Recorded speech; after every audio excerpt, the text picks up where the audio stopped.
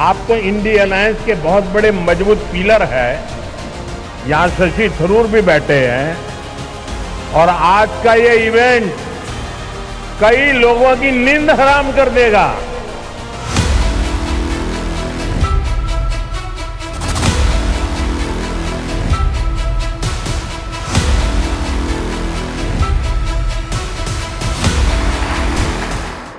भाइयों बहनों, सबको मेरा प्रणाम, नमस्कार।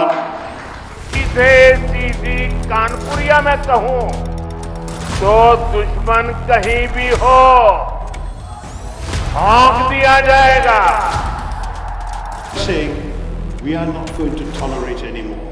If it happens again, there will be worse to come. That warning we give in advance.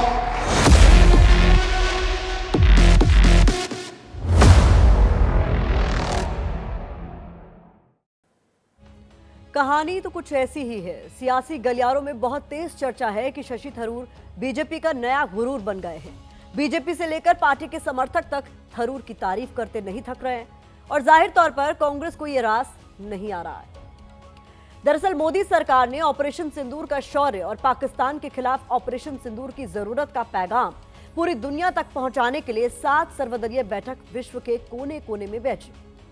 ऐसे ही एक दल के प्रतिनिधि कांग्रेस सांसद शशि थरूर बनाए गए हैं और बेहद पढ़े लिखे और विश्व भर में पहचान रखने वाले थरूर जिस तरीके से ऑपरेशन सिंदूर और मोदी सरकार के एक्शन का संदेश दे रहे हैं, उसे सुनकर लगता ही नहीं है कि थरूर बीजेपी के विरोधी कांग्रेस पार्टी के सांसद हैं। और यही वजह है कि कुछ कांग्रेस नेता उन्हें बीजेपी का सुपर प्रवक्ता पुकारने लगे हैं। हालांकि हमेशा सब कुछ इतना मीठा मीठा नहीं था। एक दौर था जब मोदी थरूर पर तीखा प्रहार करते थे और थरूर हमले का जवाब भी देते थे।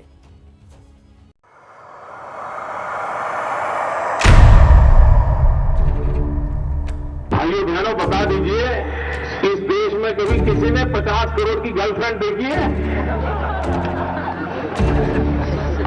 50 करोड़ की गर्लफ्रेंड के गरीब देश में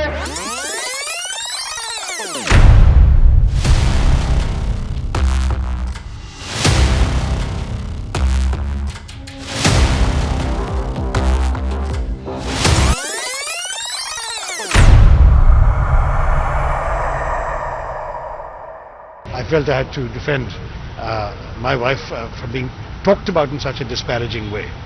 So I just responded that, look, my wife is worth far more than your imaginary 50 crores. She's priceless to me.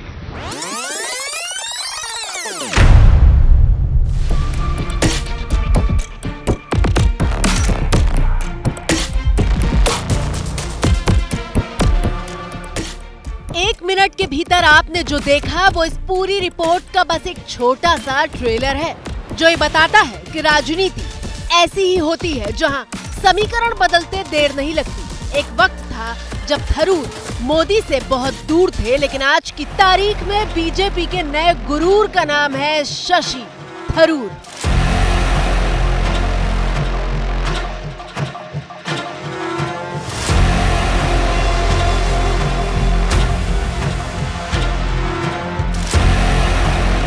I repeat, we do not want war. We just want to be left alone. We want to grow, develop, look after the well-being of our people. We are saying to Pakistan and to the people who run that country, you leave us alone, we'll leave you alone. But you strike us, be prepared that we will strike back. वो शशि थरूर जो दुनिया के अलग अलग कोनों में operation सिंदूर की शौर्य गाथा को सुना रहे हैं और बिल्कुल मोदी के ही अंदाज में पाकिस्तान को अगली बार हिमाकत न करने की चेतावनी भी दे रहे हैं। But we are telling you in advance, if it happens again, be prepared for worse to happen to them. और पाकिस्तान समझ ले 3 बार घर में घुस करके मारा है तुम्हें। ऑपरेशन सिंदूर अभी खत्म नहीं हुआ है।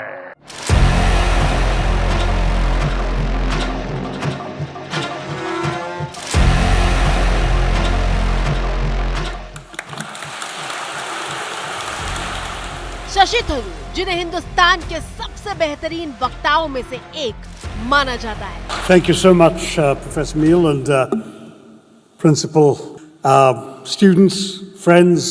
I hope that covers everybody. Very good to be with you and in this magnificent hall that I haven't stopped admiring since I stepped into it a few minutes ago. Thiruvananthapuram से 4 बार के कांग्रेस सांसद शशि थरूर एक ऐसे कूटनीतिज्ञ हैं जो न सिर्फ अपने राजनीतिक कौशल को दिखाना जानते हैं बल्कि अपनी पार्टी से अलग स्टैंड लेने में भी पीछे नहीं हटते। हमारे पार्टी के अंदर जो आपने कह रहे हैं कि हाईकमान कल्चर है, ये हाईकमान कल्चर पहली बात है कि कुछ सालों लगा ये डेवलप होने के लिए और ये होने के बाद इट वर्कड। हम चुनाव जीत रहे थे, जनता संतुष्ट थे, पार्टी के लोग खुश थे, लेकिन कुछ सालों से इसकी क्या कहते हैं, जब आप दुकान जाएंगे तो एक प्रोडक्ट पे लिखा है ना यूज बाय एक्सपायरी डेट, शायद इस कॉन्सेप्ट की एक्सपायरी डेट आने का वक्त आ गया है। शशि थरूर की बेहद स्पष्ट, प्रभावशाली और हास्य व्यंग से भरी भाषण शैली उन्हें अलग पहचान देती है।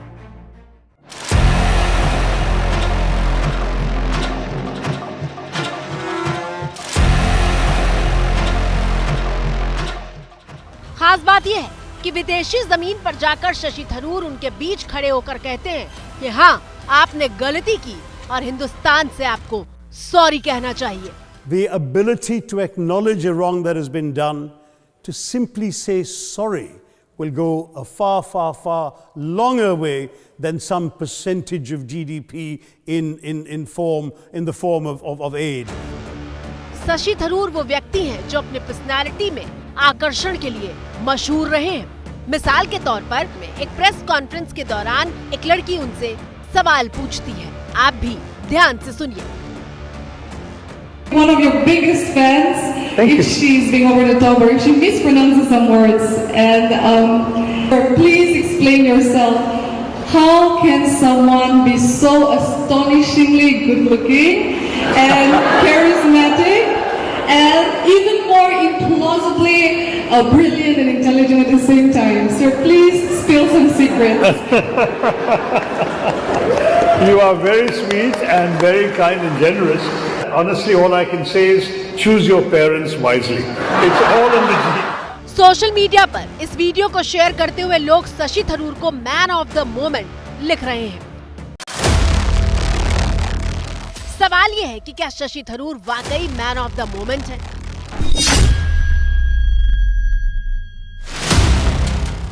क्या ऑपरेशन सिंदूर के बाद देश ने एक नया थरूर देखा है?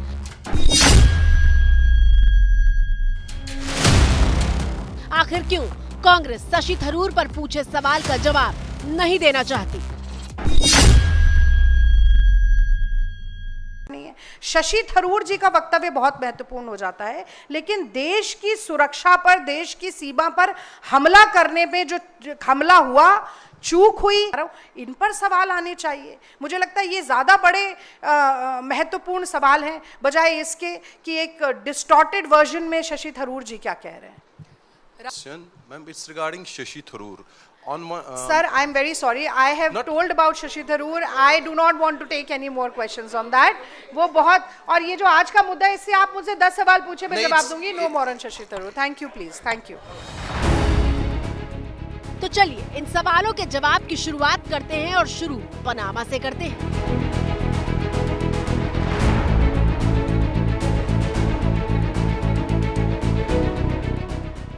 ऑपरेशन सिंदूर का पैगाम दुनिया तक पहुंचाने के लिए शशि थरूर पनामा में मौजूद थे और वहां से उन्होंने कहा कि मोदी सरकार में ऐसा मुमकिन हुआ है कि भारत ने नियंत्रण रेखा के पार जाकर सर्जिकल स्ट्राइक की है। For the first time, India breached the line of control between India and Pakistan to conduct a surgical strike on a terror base, a launch pad, the Uri strike in September 2015.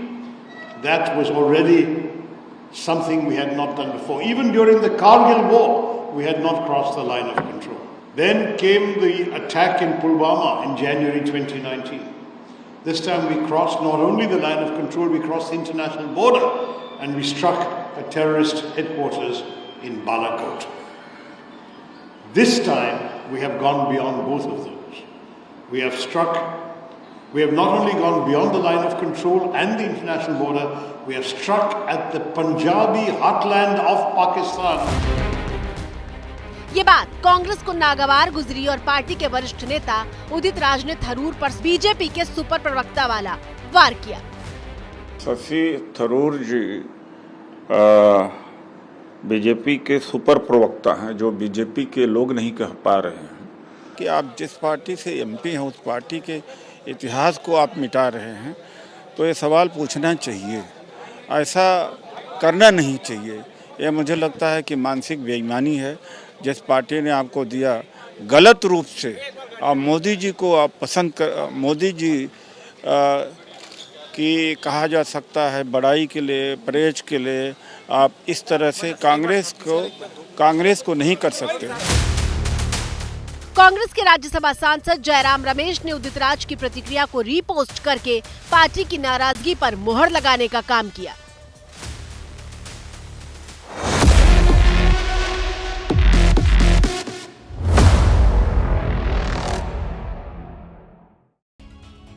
हालांकि शशि थरूर ने भी इस हमले और नाराजगी का जवाब देने में वक्त नहीं लगाया। थरूर ने एक्स पर लिखा कि वो ट्रोल्स और आलोचकों के साथ बहस करके वक्त बर्बाद नहीं करना चाहते हैं, क्योंकि उनके पास बेहतर काम है।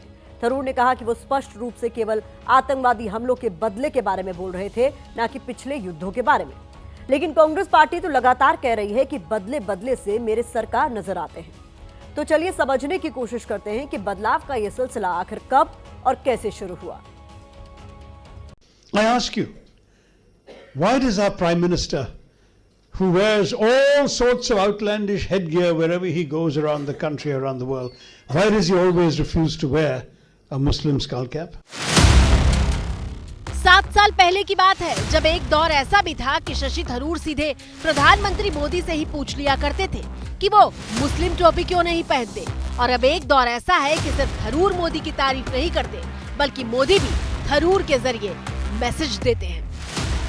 आप तो इंडी अलायंस के बहुत बड़े मजबूत पिलर है, यहां शशि थरूर भी बैठे हैं, और आज का ये इवेंट कई लोगों की नींद हराम कर देगा।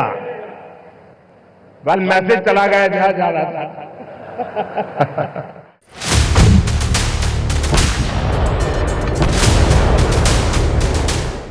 22 अप्रैल को पहलगाम हमले के बाद सरकार ने जब ऑपरेशन सिंदूर को अंजाम दिया, तो शशि थरूर ने मोदी सरकार की सैन्य कार्रवाइयों का खुलकर समर्थन किया था।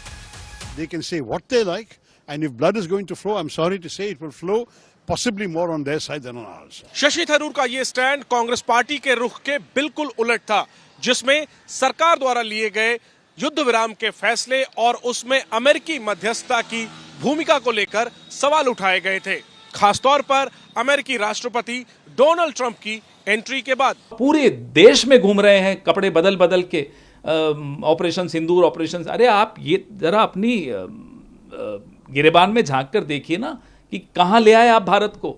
अमेरिका धमका रहा है, कह रहा है हमने व्यापार रोकने की धमकी दी, इसलिए ऑपरेशन सिंदूर रुका। आपकी हिम्मत नहीं हो रही एक जवाब देने की।